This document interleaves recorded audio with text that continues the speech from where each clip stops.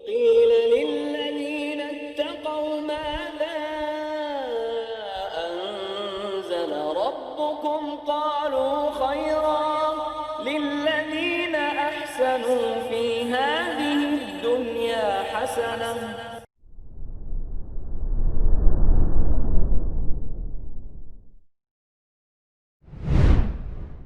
السلام عليكم ورحمة الله وبركاته. إن الحمد لله نحمده ونستعينه ونستغفره ونعوذ بالله من شرور أنفسنا ومن سيئات أعمالنا. من يهده الله فلا مضل له ومن يضلل فلا هادي له. أشهد أن لا إله إلا الله وحده لا شريك له وأشهد أن محمدا عبده ورسوله لا نبي بعده. قال الله تعالى في كتابه الكريم: يا أيها الذين آمنوا اتقوا الله حق تقاته ولا تموتن إلا وأنتم مسلمون. فإن أصدق الحديث كتاب الله وخير الهدي هدي محمد صلى الله عليه وسلم وشر الأمور محدثاتها وكل محدثة بدعة وكل بدعة ضلالة وكل ضلالة في النار. Amma ba'd, kita lanjutkan kajian kita di penelusuran hadis-hadis musnad al-Imam Ahmad rahimahullah. Di hadis 43 dalam kitab cetakan yang saya bawa, berkata Imam Ahmad rahimahullah, haddatsana Ali bin Ayyash, haddatsana Al-Walid bin Muslim, haddatsani Wahshi bin Harb an abihi an jaddihi Wahshi bin Harb anna Abu Bakr radhiyallahu anhu aqada li Khalid bin Walid ala qitali ahli riddah. Ya, Abu Bakar radhiyallahu anhu menugaskan Khalid bin Al-Walid untuk memerangi Ahlur Riddah. Ahlur Riddah itu yaitu murtadin, orang-orang yang murtad. Kenapa mereka murtad? Ya, karena terungkaplah apa yang ada pada diri mereka setelah wafatnya Rasulullah SAW. Jadi ketika itu ada namanya fitnatur riddah atau qital ahli riddah, memerangi orang-orang murtad setelah wafatnya Rasulullah SAW. Nah, Rasulullah SAW wafat, langsung Abu Bakar radhiyallahu anhu diangkat sebagai khalifah pengganti Rasulullah alaihissalam, sebagai pemimpinnya, pemimpin pusat, presiden, khalifah. Maka beliau menugaskan hal-hal yang sepantasnya ditugaskan kepada bawahannya. Terjadi kemudian fitnah ahli riddah. Ya, ujian yang menimpa kaum muslimin dari ahli riddah dan juga mani'iz zakah, orang-orang murtad dan orang-orang yang tidak mau bayar zakat. Masya Allah. Jemaah sekalian, kalau misalnya kita lihat ya, bagaimana dengan hari ini ya, memang secara lisan tidak atau jarang sekali yang mengucapkan murtad gitu loh. Tapi banyak orang-orang yang melakukan amalan-amalan kufur, seperti mengejek Rasulullah SAW sebagaimana belakangan ini ya. Kalau yang itu yang terjadi belakangan ini memang sudah pada asalnya kafir ya. Tetapi kadang-kadang ada sebagian dari muslimin itu mencandai sunnah Nabi SAW, mengolok-olok ya, atau mungkin jangan-jangan kita dahulunya gitu, nggak tahu tentang syariat jenggot, kemudian kita olok orang-orang berjenggot dengan sebutan-sebutan yang kalau kita ingat sekarang kita istighfar gitu. Atau nggak tahu tentang syariat cadar, kemudian kita mengolok perempuan-perempuan bercadar pada waktu tersebut. Mungkin yang kita ingat sekarang kita hanya istighfar. Itu semua adalah perbuatan kekufuran, jemaah sekalian. Itu semua perbuatan kekufuran, dan khawatirnya walaupun masih dianggap oleh kaum muslimin dia sebagai muslim, khawatirnya di sisi Allah dia itu bukan muslim lagi. Takutnya begitu. Makanya kita harus sering-sering introspeksi diri. Jangan-jangan di candaan kita itu terselip candaan yang hakikatnya mengolok syariat Allah. Kalau ternyata iya, segeralah istighfar, taubat. ya, dan kemudian meralat kalimat tersebut. Kalau misalnya ingat ya, muhasabah ya.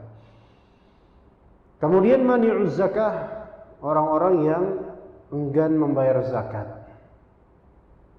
Ya, padahal di zaman Nabi itu digalakkan membayar zakat itu.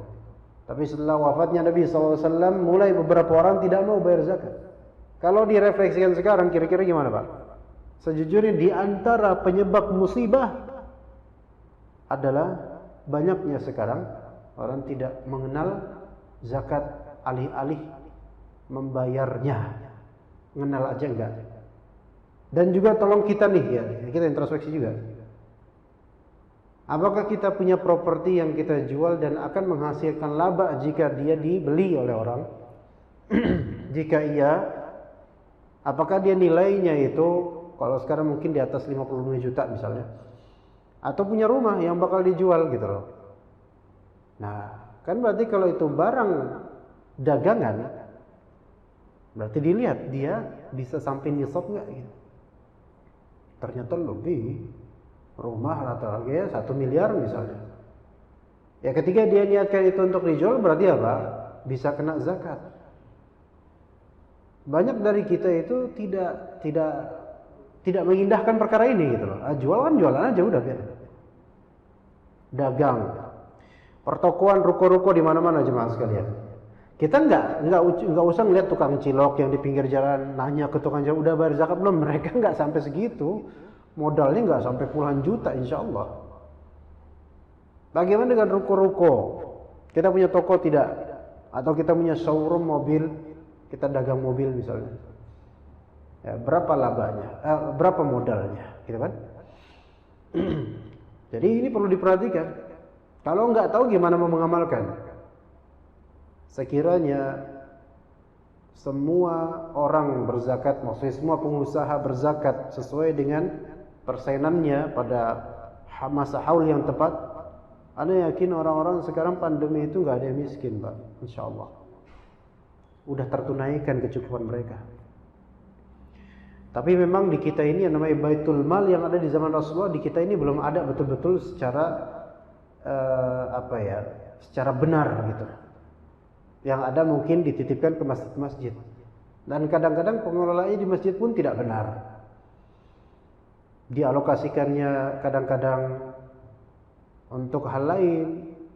Zakat itu bukan untuk masjid jemaah sekalian. Zakat itu adalah mustahik tersendiri. Ya, jazakallah khair. Nah, kalau kita tanya ke toko-toko, ini ownernya udah bayar zakat belum? Udah berapa lama usia toko ini? 10 tahun. Udah bayar zakat belum? Zakat itu apa? Emang kita harus zakat ya? Mereka taunya apa? Zakat itu ya zakat fitrah.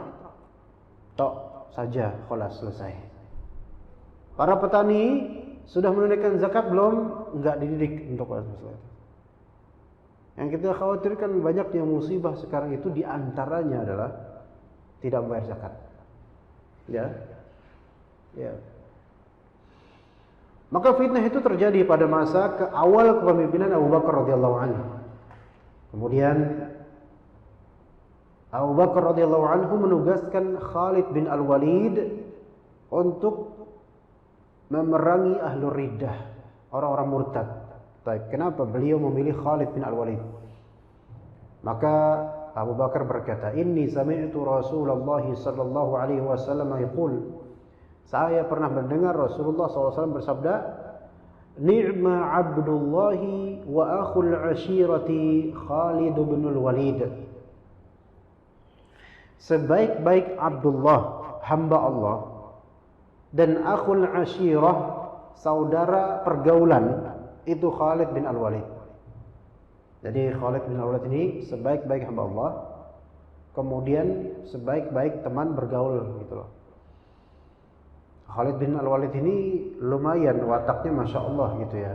Memang tidak sekeras Umar, tapi Khalid bin Al-Walid ini licin otaknya, pinter gitu, cerdas dalam masalah taktik terutama. Lihat beberapa perang di antara Uhud, yang mana kaum muslimin bisa dipukul kalah, padahal tadinya hampir-hampir menang. Lihat sejarahnya di pertengahan surat Ali Imran. Ya. Kok bisa kaum muslimin tadinya udah kemenangan di depan mata, tapi kemudian malah kalah telak kaum muslimin. Kenapa begitu? Karena pinternya Khalid bin Walid. Ketika itu Khalid bin Walid masih di golongan musyrikin sebelum masuk Islam. Nah, sebaik-baik hamba dan sebaik-baik saudara yang kita bisa bergaul dengannya. Wa sayfun min suyufillah sallahu Allahu azza wa jalla 'alal kuffari wal munafiqin. Dan Khalid bin Al-Walid ini adalah pedang di antara pedang-pedang Allah yang Allah hunuskan terhadap orang-orang kafir dan munafikin. Berarti orang-orang kafir dan munafikin itu takut sama Khalid bin Al-Walid karena ketegasan dan taktik beliau yang luar biasa. Kita ini butuh orang seperti Khalid bin Al-Walid zaman sekarang. Mungkin ada, tetapi ya justru mainnya di masalah politik yang nggak sampai-sampai. Mainnya di kekuasaan yang nggak sampai-sampai. Khalid nggak seperti itu. Murni membela agama Allah Subhanahu wa taala. Tadi ada karakter pertama sebaik-baik hamba Allah satu. Sebaik-baik teman pergaulan dua. Dan pedangnya Allah. Kalau satu pertama sebaik-baik hamba Allah itu mungkin bagi kita lembut, masya Allah hamba Allah gitu. Kemudian sebaik-baik teman yang kita bisa bergaul dekat dengannya. Oke, itu mungkin orangnya ramah itu. Tapi kemudian pedangnya Allah. Tidakkah ini kok ada sisi kontras ya? Nah gitu.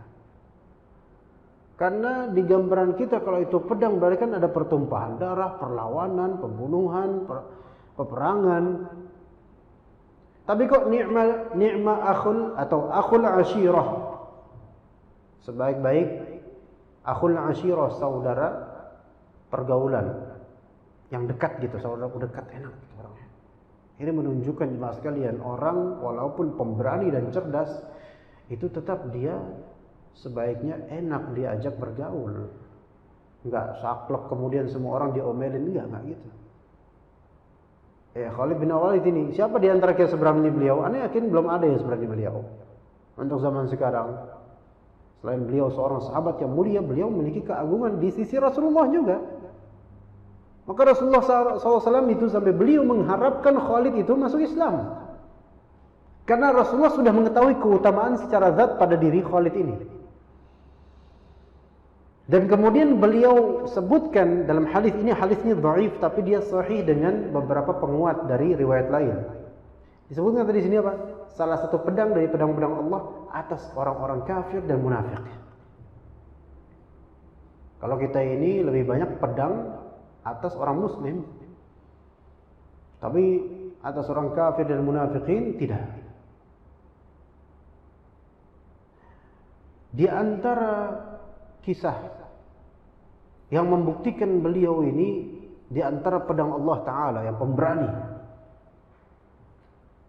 Dalam hadis yang diriwayatkan oleh Tabrani dan lainnya, dan juga ini Anda mendapatkannya di ta'liq di kitab-kitab tarikh, di antara kitab Al-Bidayah wa An-Nihayah karya Ibnu Katsir, dan juga di kitab Siyar A'lam An-Nubala karya Al-Imam Az-Zahabi rahimahullah. Dalam biografi menjelaskan biografi Khalid bin Al-Walid. Ada cerita pendek ya, yang insyaallah berfaedah. Khalid bin Al-Walid ini ditugaskan oleh Rasulullah sallallahu alaihi wasallam. Jadi sudah ditugaskan oleh Rasulullah di zaman Rasulullah, ditugaskan perang, panglima perang, ditugaskan pula melawan orang-orang musyrik. Dalam rangka apa? Cegah orang-orang musyrik. Ini setelah Fathu Makkah, cegah orang-orang musyrik dalam masalah penyembahan terhadap Uzza. Jadi ada yang namanya Lata, Uzza, Manat ya. Sebagian ulama mengatakan Lata itu adalah pelesetan dari ilah atau Allah. Uzza pelesetan dari Al-Aziz. Manat pelesetan dari Mannan dan seterusnya. Jadi banyak Tuhan-Tuhan sesembahan itu pelesetan yang tadinya nama Allah Ta'ala. Nah, Al-Uzza itu bentuknya berhala, batu ya, yang memang sudah dilestarikan sejak nenek moyang mereka, sudah lama. Lat, Uzza, Manat. Ya. Disuruhlah Khalid bin Walid oleh Rasulullah SAW untuk memerangi itu. Datang beliau sendirian, Masya Allah. Kayak kita datang ke Gunung Kemukus sendirian, berani gak Pak? Kalau kita datang ke Gunung Kemukus yang banyak ritual seksual katanya sana untuk mendapatkan kekayaan, sampai ada sepasang suami istri, supaya mereka kaya, mereka melakukan ritual, di antara ritual seksual itu dengan siapapun, dengan orang lain. Jadi si suami berzina dengan perempuan yang dipesan di situ, dan istrinya berzina dengan pria orang lokal situ, naudzubillah, untuk mendapatkan sepeser dunia yang hisabnya berat. Ya, berarti gak Pak kita datang ke sana kemudian kita liput untuk YouTube kita dan membongkar kemusyrikan di sana. Saya yakin walaupun pakai tim kita juga nggak bakal berani Pak. Ya, lebih-lebih gunung tersebut bisa dicagarkan pemerintah gitu loh. Legal, bukan secara perzinahannya, bukan. Alamnya, daerahnya. Kita yang kena getahnya kalau misalnya kita bongkar. Khalid bin Al-Walid datang kemudian ke tempat berhala taghut tersebut, yaitu Uzza, berhala Uzza. Langsung enggak teding-aling-aling, langsung diserukan supaya mereka berhenti dari itu semua. Dan itu ada sadanahnya namanya. Sadana itu bahasa kita itu juru kunci, Pak. Jadi juru kunci tempat keramat itu sejak zaman dulu tuh ada, Pak. Harus ada kuncinya.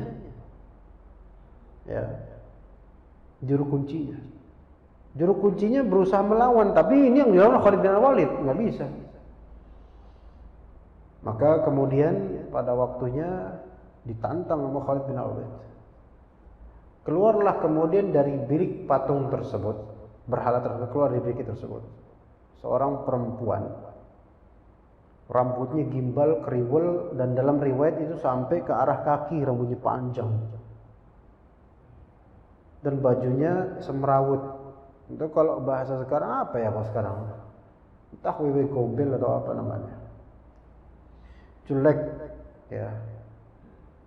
Dan ini bukan manusia yang keluar. Inilah uzanya gitu, yang diuzakan gitu loh, yang selama ini disebut-sebut oleh mereka dan didewakan gitu loh. Ini keluar akhirnya ke alam kita manusia, menjadi materi fisik konkret gitu loh, sehingga bisa disentuh, bisa digampar. Langsung diapain sama Khalid? Dibunuh dan dibagi dua tubuhnya. Mati itu setan. Ini cerita yang cukup masyhur tentang Khalid. Di antara ceritanya tentang Khalid bin Walid disebutkan dalam beberapa kitab tarikh, jemaah sekalian. Ada faedahnya jemaah sekalian dari sini. Faedahnya keberanian Khalid bin Al-Walid yang orang sekarang belum menyentuh di situ. Kedua, keberanian Khalid bin Al-Walid itu yang diberantas apa? Kesyirikan. Kesyirikan. Dan bukan semata-mata keinginan duniawi, kekuasaan atau politik, tidak sama sekali. Karena perintah Rasulullah SAW memberantas kesyirikan. Dan itulah awal dari dakwah seluruh Nabi alaihi wassalatu wassalam. Memberantas apa? Kesyirikan. Kemudian faedah berikutnya jemaah sekalian, dari faedah penting bahwasanya hakikatnya orang-orang yang menyembah berhala dan menyembah kuburan, pada hakikatnya yang mereka sembah adalah syaitan dari kalangan jin. Walaupun mereka alasannya adalah apa? Ini adalah petilasan atau kuburannya orang saleh. Itu sudah berulang. Itu ada sejarahnya jemaah sekalian. Kalau di daerah kita, maksudnya di Indonesia ini, Ada kuburan keramat, dikeramatkan, kemudian orang dari mana-mana, dari luar pulau bahkan sampai ke tempat itu, minta sesuatu, entah rezeki, kelancaran, pernikahan dan seterusnya. Ya, pasti alasannya ini kuburan siapa? Orang soleh. Nggak ada ini kuburan orang fasik dulu pemabuk, nggak ada kayak gitu. Pasti orang soleh alasannya. Kita bertawasul dengannya gitu. Itu sudah ada sejak ribuan tahun lalu, sejak zaman Nabi Nuh alaihissalam. Maka apa yang terjadi sekarang adalah sesuatu yang sudah terjadi berulang sejak ribuan tahun lalu, bukan sesuatu yang new gitu loh. Ini new, bukan new abnormal, bukan sesuatu new dari dulu. Alasannya begitu jemaah sekalian. Manusia banyak yang nggak belajar berarti dari kehancuran kaumnya Nabi Nuh alaihissalam. Kehancurannya apa? Banjir sampai sebumi. Ya.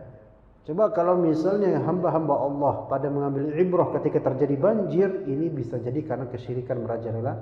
Itu lebih baik dibandingkan kita mengutuk ini, mengutuk itu. Ya. Oke. Itu perlawanan terhadap kesyirikan yang zahir. Yang mana hakikatnya yang disembah itu bukanlah patung secara zat, tapi syaitan. Dalam kitab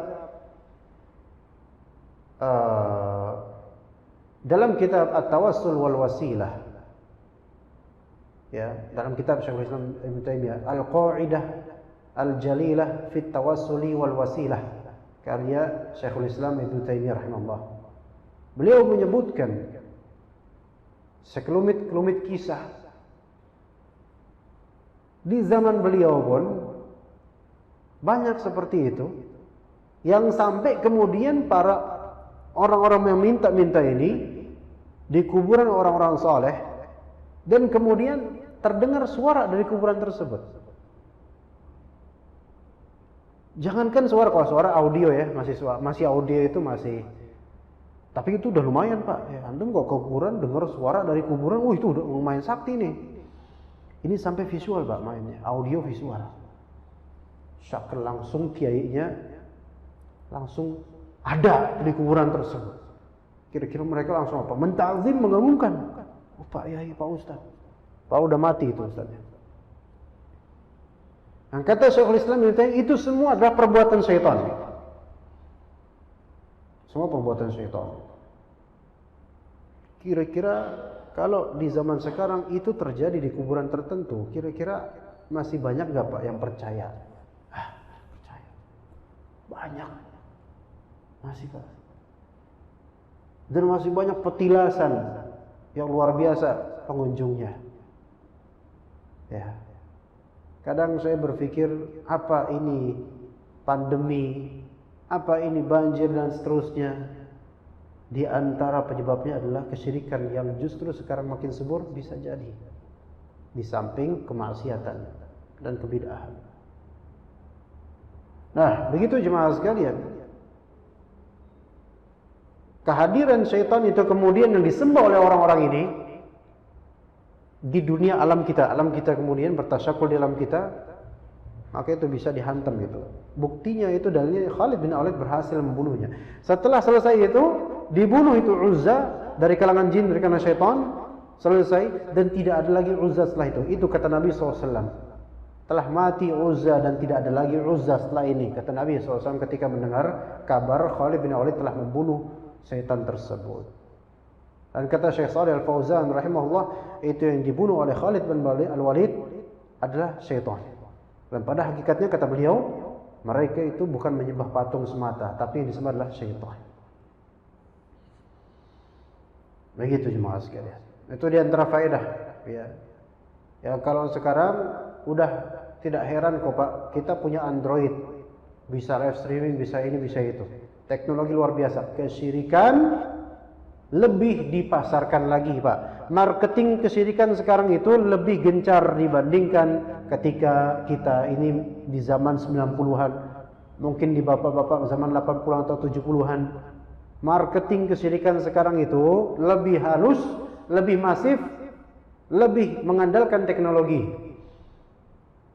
maka tugas kita masih ada, Pak, untuk mencegah kaum muslimin dari kesyirikan dan memotivasi kaum muslimin untuk meninggalkan kesyirikan setelah mengetahui syirikan itu seperti apa contohnya. Begitu jemaah sekalian. Untuk apa harta yang banyak kalau ternyata nggak ngerti tentang syirik, jemaah sekalian? Khawatirnya malah justru harta-hartanya bersumbat atau terjerumus ke dalam lembah kesyirikan. Nggak bakal bisa harta ini membayar di akhirat nanti untuk mengobati sakitnya azab akibat syirik. Nggak bisa, Pak. Hati-hati. Ya. Hadis berikutnya jemaah sekalian rahimakumullah, haddatsana Abdurrahman bin Mahdi, haddatsana Muawiyah yakni ibn Salih an Sulaim bin Amir al-Kala'i an Awsat bin Amr qala qadimtu al-Madinata ba'da wafati Rasulillah sallallahu alaihi wasallam bi sanah. Saya datang ke Madinah setelah wafatnya Rasulullah SAW, selama setahun setelah wafat Rasulullah. Fa alqaitu Abu Bakrin yakhtubun nas. Saya mendapatkan Abu Bakar sedang khutbah, ya mungkin khutbah Jumat. Ya. Kemudian kata Abu Bakar radhiyallahu anhu di khutbahnya, qama fina Rasulullah sallallahu alaihi wasallam amal awal. Rasulullah SAW itu pernah berdiri di mimbar ini di tahun pertama di Madinah. Salat itu, Pak, salat baru disyariatkan di tahun 10-an Hijriyah setelah Isra Mi'raj. Ya. Gitu. Baru kemudian di Madinah dari awal udah ada salat jelas. Ya. Rasulullah pernah berdiri di sini.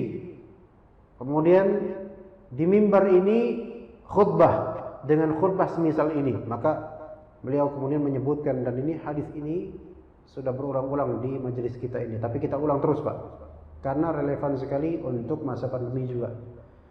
Ya ayuhan nas, wahai manusia sekalian, salullahal mu'afat, mintalah oleh kalian kepada Allah al-mu'afat. Ya, al-mu'afat kata para ulama yaitu pemaafan. Ya, pemaafan. Kan kita sudah pernah membahas juga afiyah juga masuk sini. Mu'afat bisa maknanya pemaafan, bisa juga maknanya afiyah. Afiyah itu artinya keselamatan. Pemaafan atau keselamatan. Dan itu umum sekali jemaah sekalian. Saya mendengar ada pernah kan di sini jemaah atau di antara jajaran kabinet DKM yang Allah Ta'ala wafatkan disebabkan penyakit ya atau COVID. Ya, kita hanya bisa memohon kepada Allah Subhanahu Wa Ta'ala agar Allah Ta'ala merahmati beliau-beliau dan menerima seluruh amal salehnya dan memaafkan segala kesalahannya. Kita mohon kepada Allah seperti itu. Sekarang kita masih bernafas, artinya kita mendapatkan afiat sekarang. Nah sekarang kalau kita tanya, bagaimana kabar antum, Pak, sampean gimana kabarnya? Alhamdulillah sehat wal afiat. Dari bahasa Arab. Sehat dan afiat. Afiat itu apa? Selamat. Sehat dan selamat. Ya, artinya afiat itu selamat, Pak. Maka kata Rasulullah dalam riwayat Abu Bakar, ya ayuhan nas, wahai manusia sekalian, minta dari Allah keselamatan dan pemaafan. Iya. Ya ikhtiar ada silakan, tapi lebih fokus juga minta sama Allah, terus minta sama Allah agar kita selamat dari musibah ini gitu loh. Ada tetangga kita, saudara kita terkena musibah COVID dan seterusnya. Jangan putus asa. Dan jangan ketakutan berlebihan. Minta keselamatan pada Allah Ta'ala. Sangat mudah dan terlalu mudah bagi Allah untuk menyelamatkan kita dari musibah ini. Sangat mudah teman sekalian. Yang sulit itu kadang-kadang apa? Keresahan hati kita yang membuat sulit. Kemudian kita enggak kembali ke Allah, malah justru mencurahkannya di media sosial kepada orang-orang, bukan, kepada Allah Ta'ala. Allah yang jaga. Baik. Fa innahu lam yu'ta ahadun mithla yaqinin ba'da mu'afatin. Sesungguhnya seseorang tidak diberi sesuatu yang semisal keyakinan setelah keselamatan atau pemaafan. Artinya begini, harta qalbu yang paling berharga adalah al-yaqin, yaitu keimanan, yakin. Setelah itu, harta kehidupan yang paling berharga adalah keselamatan dan pemaafan dari Allah. Itu dua itu dipegang. Pertama yakin, iman, itu harta maknawi di qalbu kita yang nggak boleh hilang, nggak boleh terkikis, apalagi hilang gitu loh. Harta kehidupan kita yang paling berharga setelah itu adalah mu'afat, pemaafan dari Allah dan keselamatan. Dan kita berhasil dengan izin Allah di masjid ini kajian itu kan di antara efek dari yakinnya kita dan keselamatan dari Allah gitu. Coba kalau sampean nggak yakin, walaupun pakai penutup kepala dan seterusnya, nggak mau kesini Pak karena khawatir COVID.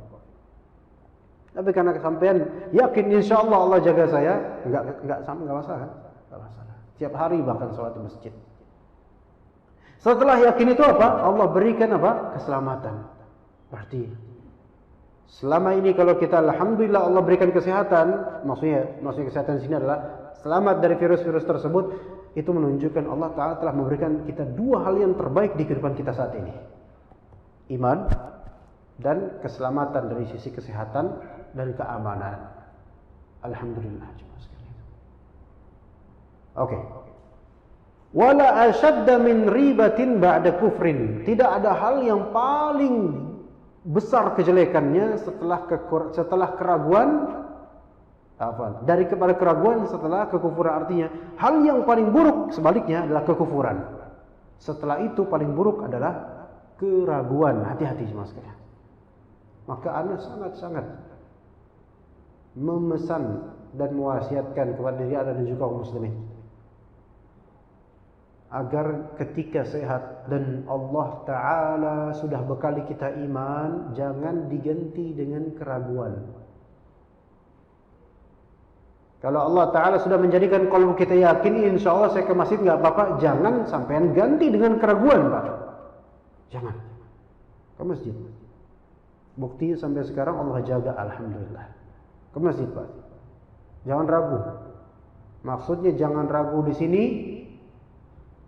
Jangan bersangka bahwasanya Allah tidak menjaga Anda. Allah jaga. Ya.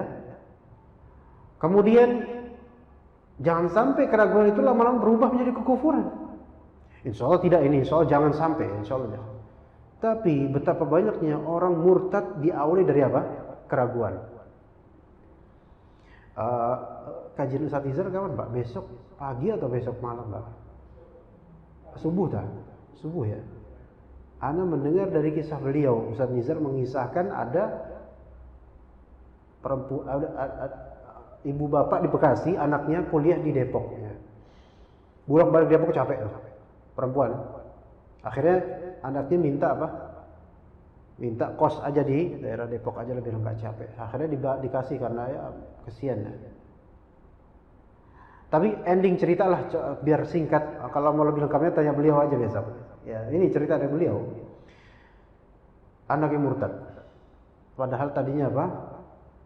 Jilbaban, rajin ngaji, murtad. Karena pergaulan. Pak, orang jilbaban, rajin ngaji kemudian bisa murtad, kok bisa? Bisa. Di awal dari apa? Dikikis imannya, dibuat ragu. Dibuat ragu. Ini yang hati-hati jemaah sekalian. Sekarang Anda nonton YouTube, tampilan-tampilan syubhat dan seterusnya, Anda merasa aman? Jangan. Bisa jadi itu membuat Anda ragu, lama-lama bakal terkikis.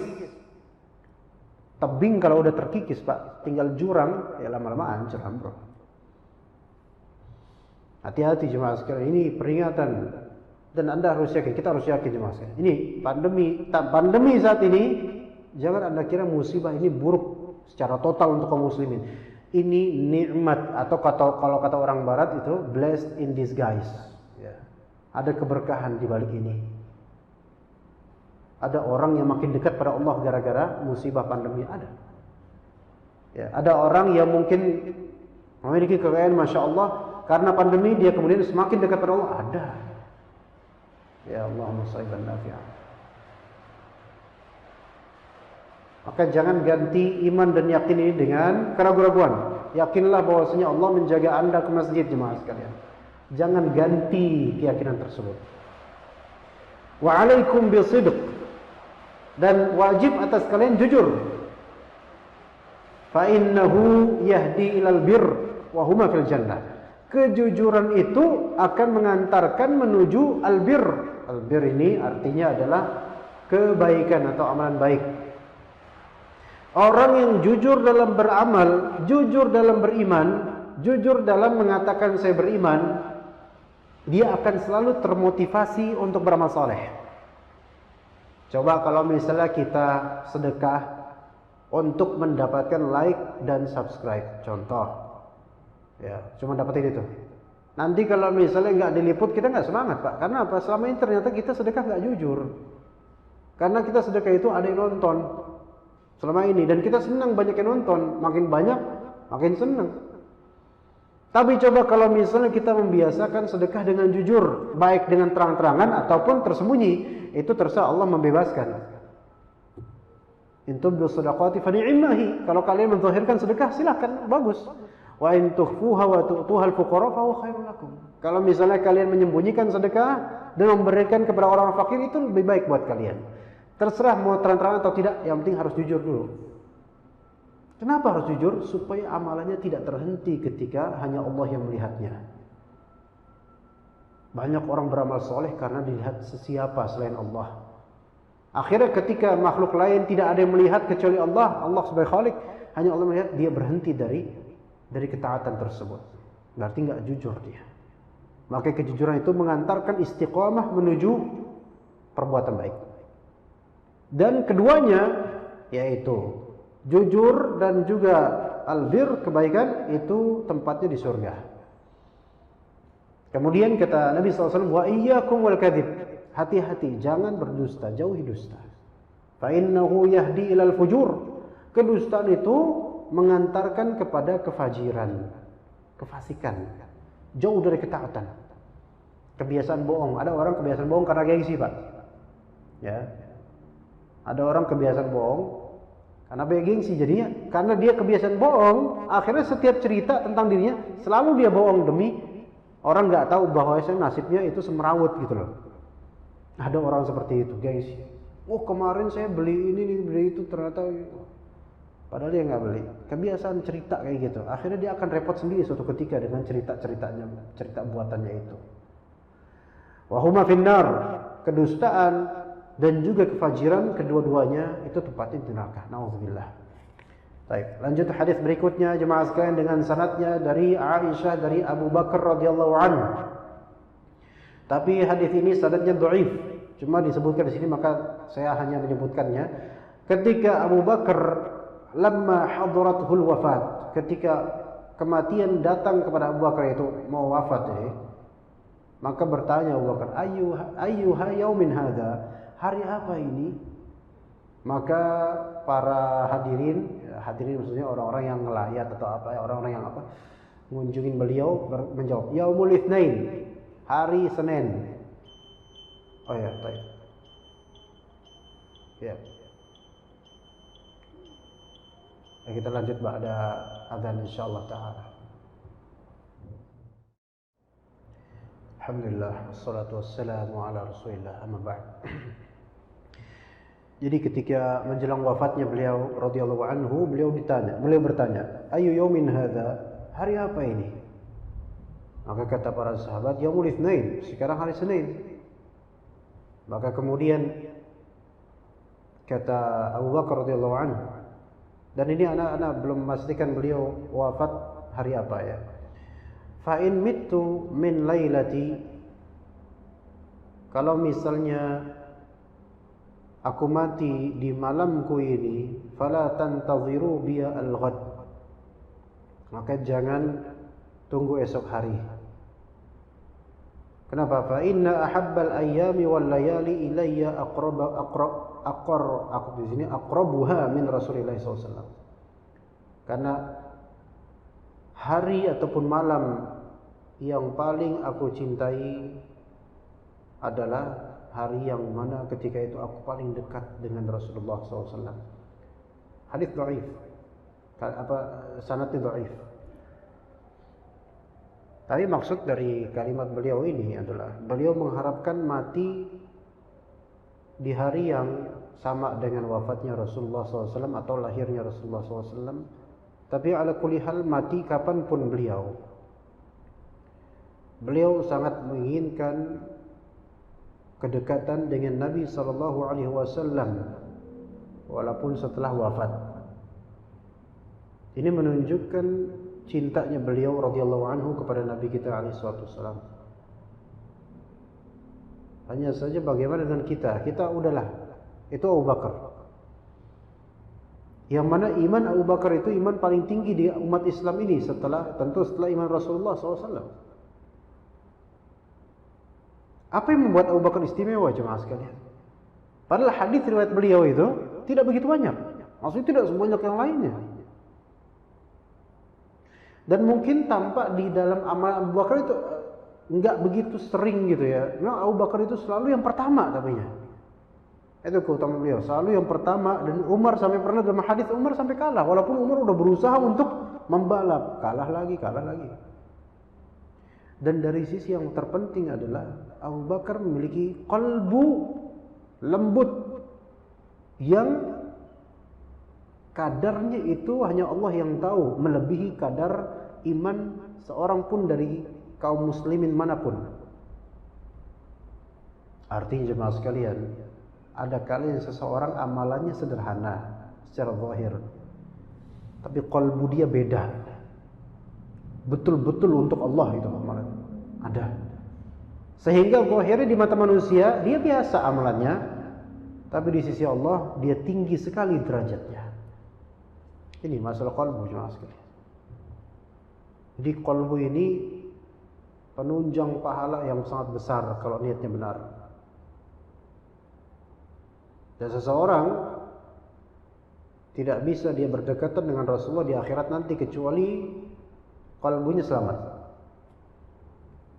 Karena berdekatan dengan Rasulullah SAW nanti dulu setelah dia selamat di akhirat gitu loh. Gimana kita nggak selamat di akhirat kemudian kita bisa ketemu Rasulullah SAW. Ya, ini selesai Pak. Kita selesai aja lah kalau gitu Pak ya. Mungkin cukup insyaallah sampai sini ya. Ini benar komat atau oh ya udah komat ya berarti. Cukup sampai sini Pak ya. Cukup sampai sini gimana Pak? Saya bingung juga ini. Mau cukupin bapak-bapak diem, mau terusin bapak-bapak diem, ya saya diem juga kan gitu. Sebenarnya sih nggak ada yang mau saya lanjutin Pak. Jadi fair-fairan aja ya. Ya ala kulli hal hanya sedikit saja jemaah sekalian kita memohon kepada Allah Subhanahu wa taala agar Ramadan kita kelak bukan Ramadan seperti kemarin ketika masjid-masjid lowong. Kita memohon kepada Allah Subhanahu wa taala pandemi ini lekas berakhir dengan izinnya, dengan kemudahan dari Allah. Dan saudara kita yang sedang tertimpa musibah, Allah berikan ketabahan dan Allah kembalikan ke masa normalnya dia. Siapa di antara kita nggak kangen Pak Ramadan seperti dulu gitu ya? Atau mungkin lebaran sama keluarga, pulang kampung dan semua normal. Saya pikir semua kangen. Saya pikir semua dari kita tuh juga pengen barisan rapat Pak. Walaupun sekarang nggak rapat, saya yakin di qalbu Anda ingin seperti dulu. Ya. Maka minta kepada Allah sekarang agar Allah Ta'ala menyelamatkan kita semua dan juga mengakhirkan masa pandemi ini dengan lekas. Dan Allah Maha Kuasa atas itu. Kalau Allah berkehendak, besok pun bisa selesai apa aja nggak ada. Insya Allah. Tapi kita sepertinya diminta untuk bersabar. Diminta untuk bersabar dan terus menerus beramal saleh. Jemaah sekalian rahimakumullah, jikalau ada di antara saudara kita nun jauh di sana, mungkin di perumahan ini, karena perumahan ini insya Allah semuanya mapan lah. Ada saudara kita yang mungkin kekurangan, maka ringankan hati dan juga tangan untuk menderma. Karena bisa jadi amalan tersebut yang membuat kita selamat dari azab Allah Ta'ala dunia dan akhirat. Dan bisa jadi orang yang fakir itu yang kita bantu, yang tadinya hampir kita masuk neraka, tiba-tiba orang tersebut memberi syafaat. Mungkin enggak? Mungkin. Ya Allah, dia membantu saya dulu waktu saya lagi kesulitan.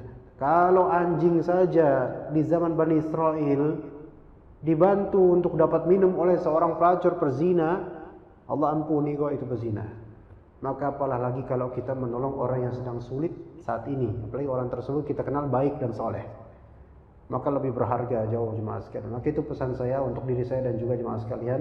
Masih banyak di sana saudara-saudara kita yang membutuhkan, maka lebih baik kita lihat juga mereka, ya.